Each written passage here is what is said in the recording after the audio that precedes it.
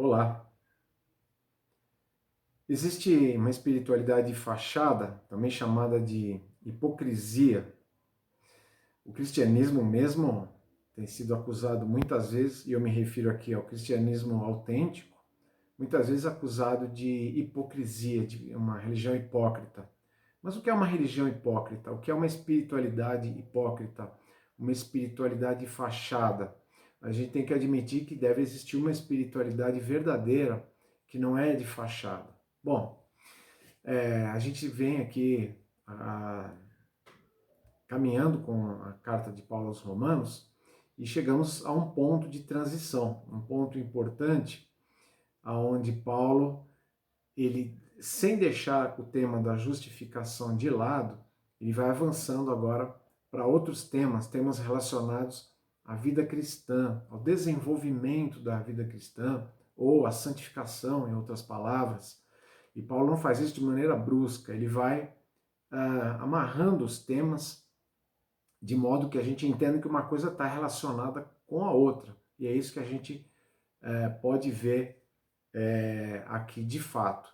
E a passagem que nós vamos ver hoje, ela nos fala justamente da operação da graça. A graça que opera tanto para alcançar o pecador, como para transformar o pecador.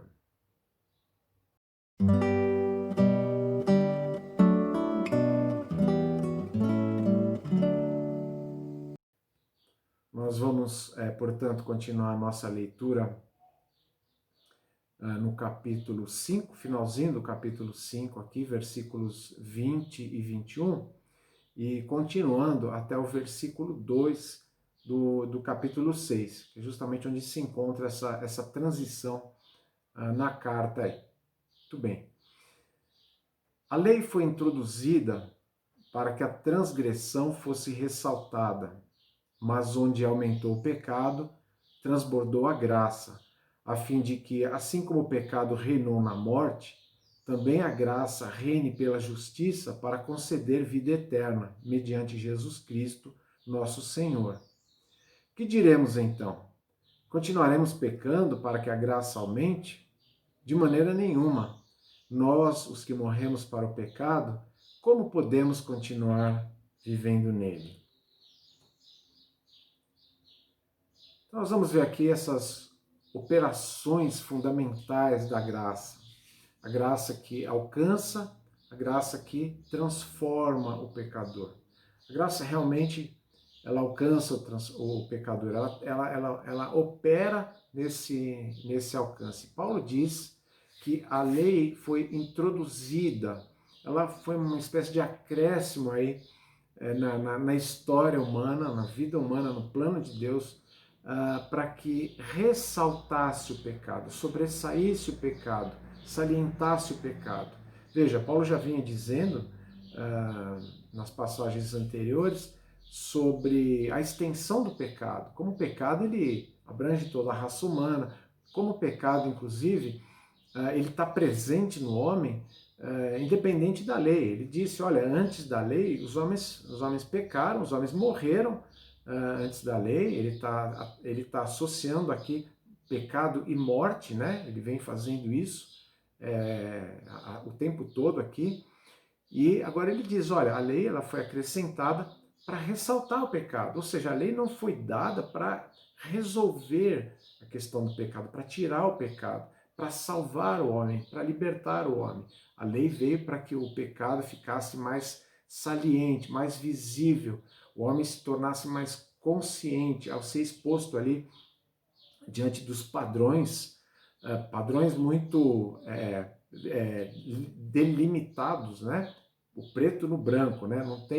Não tem cinza ali, né? Ele é preto e branco, né? O que é certo, o que é errado. E nesse estabelecimento, o homem ele se vê numa situação realmente deplorável, porque ele passa a ser impactado aí pela presença da lei, pela manifestação da lei, a revelação da lei, e com isso, o homem, ao ser exposto diante dessa verdade, o que acontece? Agora ele tem mais consciência e, portanto, mais responsabilidade. Mas o que ele faz? Ele consegue não pecar? Não, ele consegue aumentar o seu problema em função disso.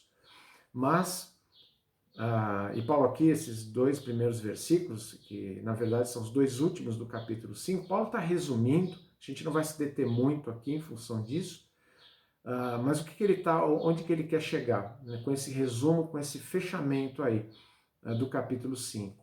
Ele está dizendo, olha, assim como a graça, ela reinou, ou melhor, a morte reinou nessa situação, a morte estabeleceu o seu domínio, estabeleceu a sua preponderância, a graça agora faz com que a vida prevaleça. É mudada a situação, é mudada a esfera, a pessoa é tirada de uma esfera, tirada de um território, vamos dizer assim, onde a morte domina e é colocado no território onde a vida prevalece. E o que a graça, onde que a graça entra? É porque é somente a graça faz isso. O homem sozinho não vai conseguir, o homem não tem condições, o homem não tem merecimento, o homem não tem capacidade, é somente a graça que faz. E a graça, ela tem esse poder, que o pecado pode ser acumulado, ele pode ser superabundante, a graça vai sempre cobrir, ela vai sempre ser mais do que suficiente para todos quantos pecados o homem tiver. Ele pode ter acumulado uma quantidade absurda, pior dos pecadores, ele pode ser perdoado, porque a graça, ela se manifesta dessa forma, ela é suficiente. Pois bem, o que isso, a princípio, nos leva? Nos leva a pensar que, evidentemente, uma espiritualidade estéril, ela tem esse lado da autoilusão, né? A ilusão de que somos capazes, a ilusão de que algo pode compensar a sua pecaminosidade, algum ritual, alguma magia, alguma luz, algum pensamento positivo, ou qualquer coisa nesse sentido. Mas o que é a realidade? A realidade da palavra de Deus. A realidade da palavra de Deus é que é a graça de Deus. A graça de Deus, como Paulo diz, mediante Jesus Cristo. Não há outro meio. É através dele, através da sua pessoa e da sua obra sacrificial, é que essa graça ela alcança o pecador. E graciosamente, gratuitamente, ele é transferido do poder da morte para o poder da vida, do território da morte para o território da vida. Muda a sua realidade, muda toda a sua existência a partir daí, porque essa espiritualidade verdadeira, genuína, ela se baseia num perdão verdadeiro, um perdão real, porque procede da graça. Mas, além de alcançar o pecador, a graça também transforma o pecador. E esse é o ponto aqui onde Paulo, ele é justamente aqui talvez a chavinha, né? Tá virando a chavinha, como a gente diz. Por quê? Porque surge aqui um questionamento. Surge um questionamento a respeito do evangelho que se baseia na graça. E o evangelho que se baseia na graça é um evangelho radical nesse sentido. O evangelho que se baseia exclusivamente na graça, ele não admite acréscimos, ele não admite qualquer coisa que o homem faça, que o homem mereça, que o homem tenha uma parcela significativa aí, de participação, a não ser crer, a não ser confiar. E aí que está a questão.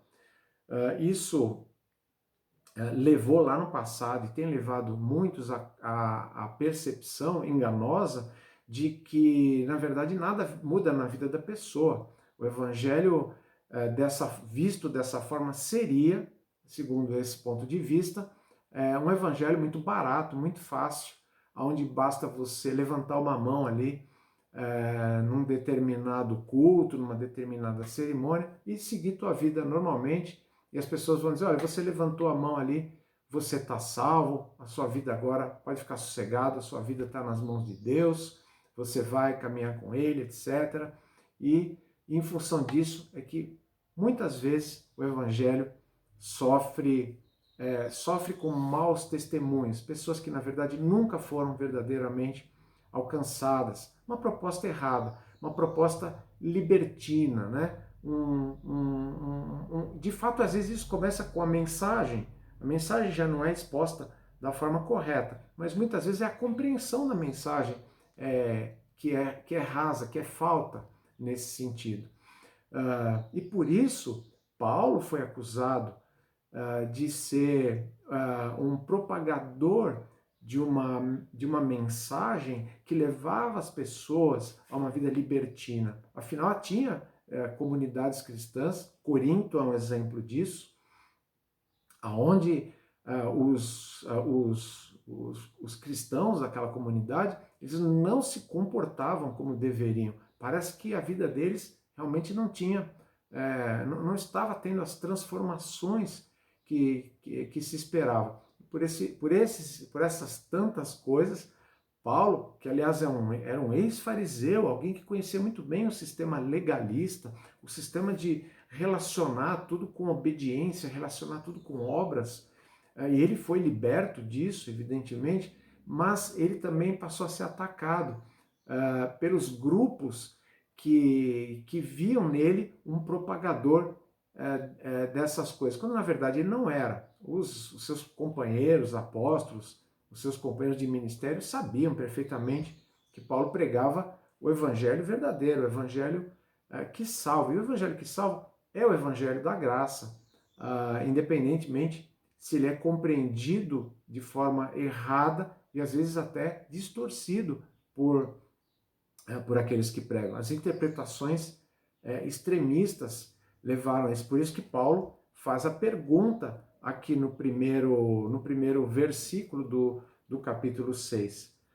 Continuaremos pecando para que a graça aumente? Nós vamos dizer isso?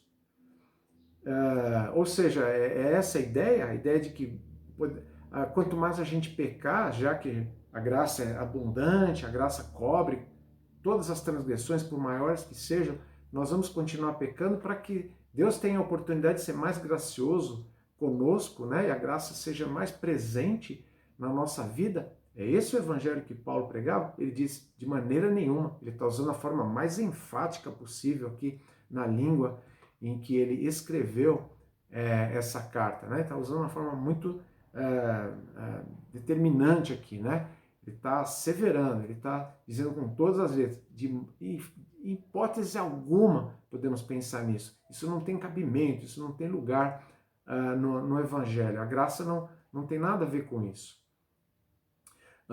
E qual é o primeiro argumento que ele vai usar aqui? Ele vai começar agora uma argumentação que vai se estender pelo capítulo 6, até o próprio capítulo 7, ele vai ainda trazer algumas coisas nesse sentido, que é a negação dessa distorção.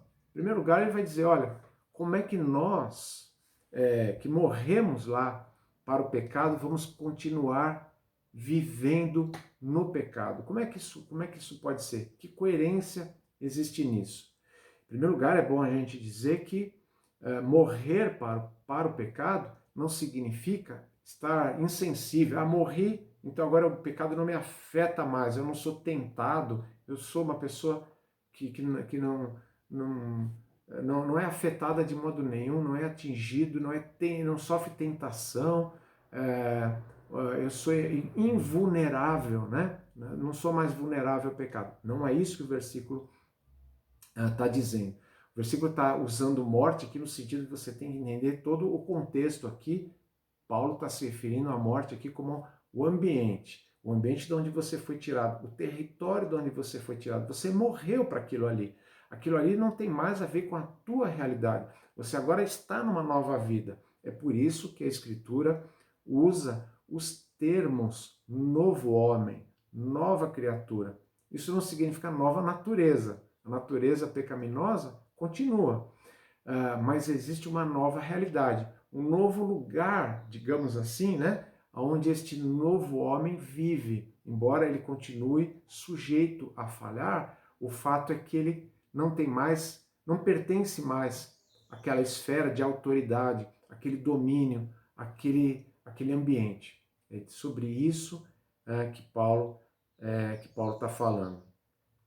E como é que a graça faz isso? A graça, ela opera, em primeiro lugar, ela opera lá atrás, quando ela nos convence de que todo aquele arcabouço de certo e errado, né, que inclusive a lei salienta, nós estamos totalmente contrários àquilo. A graça já opera me trazendo essa percepção correta de que eu realmente tô errado diante de Deus. Mas ela opera também me conduzindo e me identificando com a morte de Cristo, que é um tema que Paulo vai explorar bastante no capítulo 6, essa identificação com a morte de Jesus. E isso traz todo um impacto sobre a minha vida, um impacto que não é só mental, não é só emocional, é um impacto de realidade. Eu estou com Cristo, eu faço parte da vida de Cristo. A vida de Cristo agora é a minha vida. Ou como Paulo disse lá, estou crucificado com Cristo, né? Essa ideia. E nessa nova realidade, o que a graça faz é nos capacitar.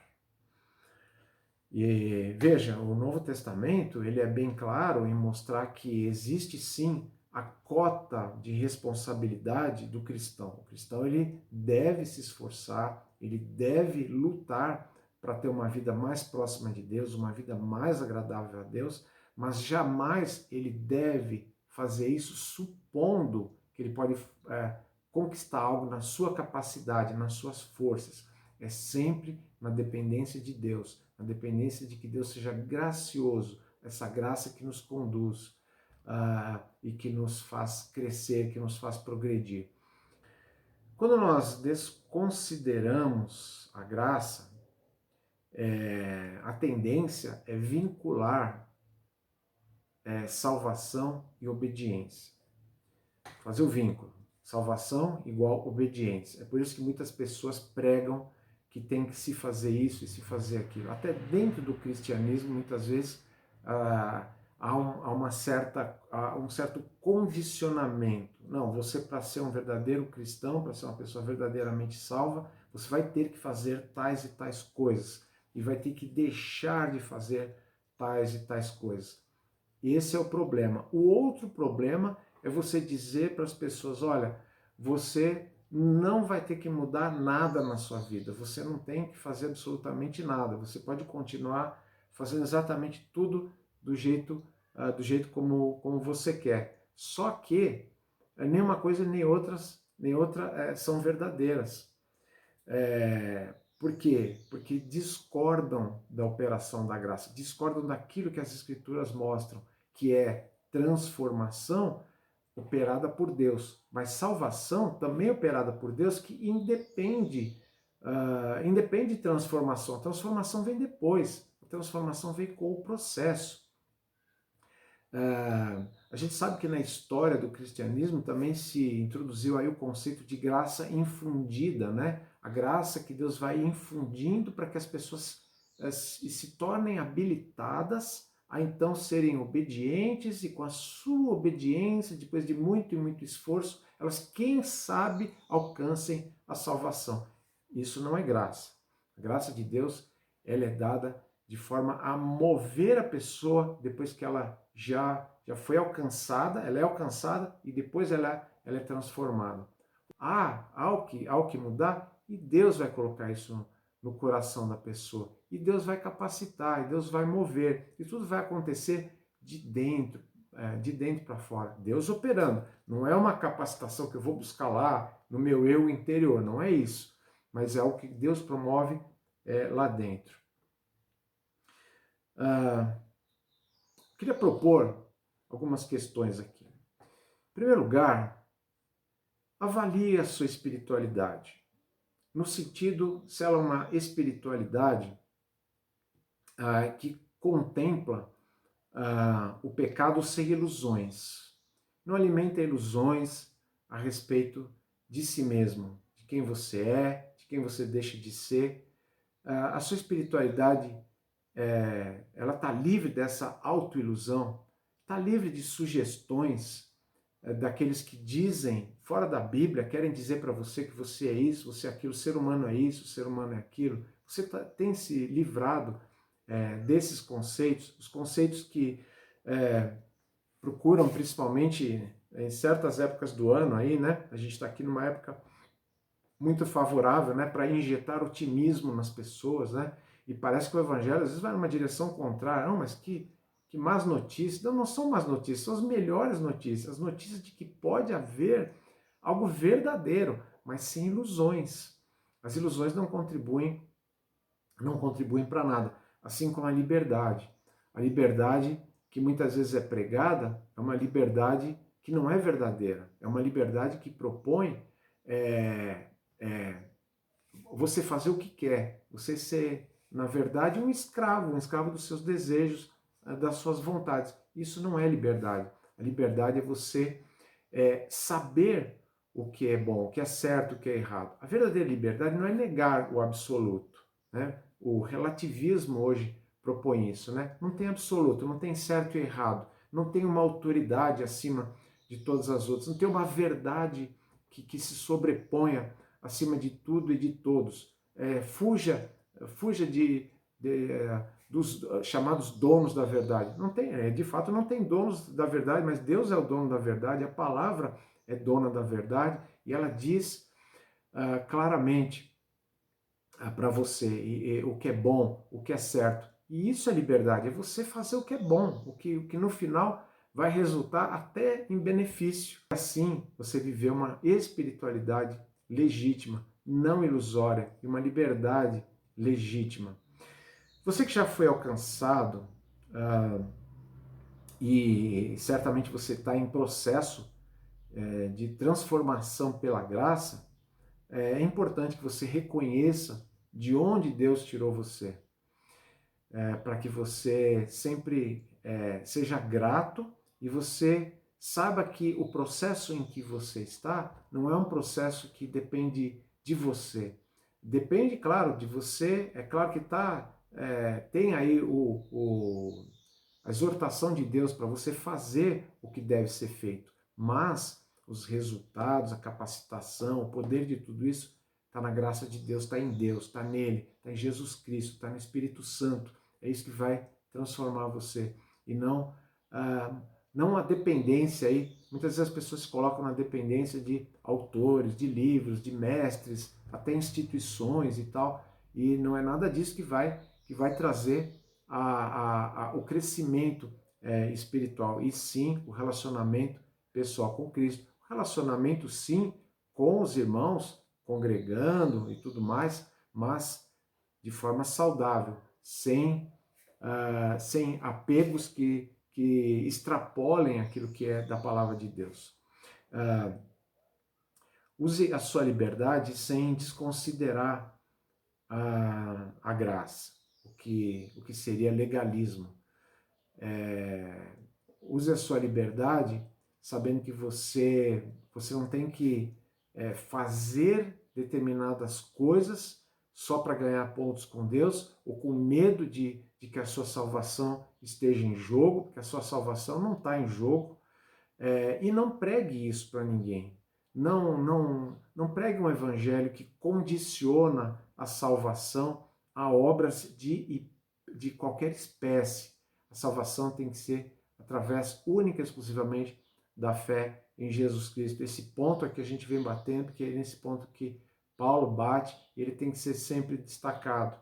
Por outro lado, você tem que expor também, viver, né? Viver um evangelho de liberdade, no sentido de que você realmente é livre, mas você também propõe um evangelho de liberdade. É isso que você tem que saber anunciar às pessoas. Um evangelho que propõe verdadeira liberdade, verdadeira espiritualidade, operações que pertencem à graça de Deus. Que Deus nos ajude a compreender essas coisas, que Deus nos ajude a colocá-las no nosso coração, a tê-las na nossa vida, colocá-las em prática. Na próxima semana a gente vai continuar aqui, prosseguindo aí pelo capítulo 6 e falando um pouquinho mais sobre essa identificação daquele que entregou a sua vida a Jesus com a morte de Jesus, a ressurreição de Jesus. O que a realidade de um tem a ver com a realidade do outro. Aquilo que aconteceu lá há tanto tempo atrás, qual é o poder que isso tem na nossa vida hoje? Como isso opera na nossa vida? Que vínculo é esse que nós temos com a morte e a ressurreição de Jesus Cristo? Então, até lá, tenha uma boa semana e que Deus te abençoe.